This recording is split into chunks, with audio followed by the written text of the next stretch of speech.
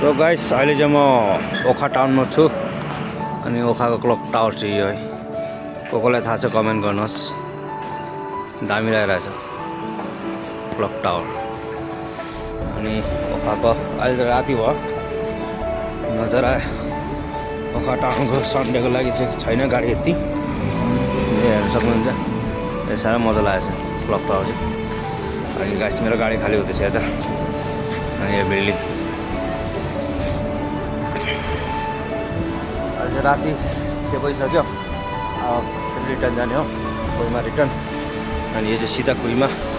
अनि यहाँबाट यस्तो गयो भने उता चाहिँ मोकोक्चुङ यता चाहिँ सिधा।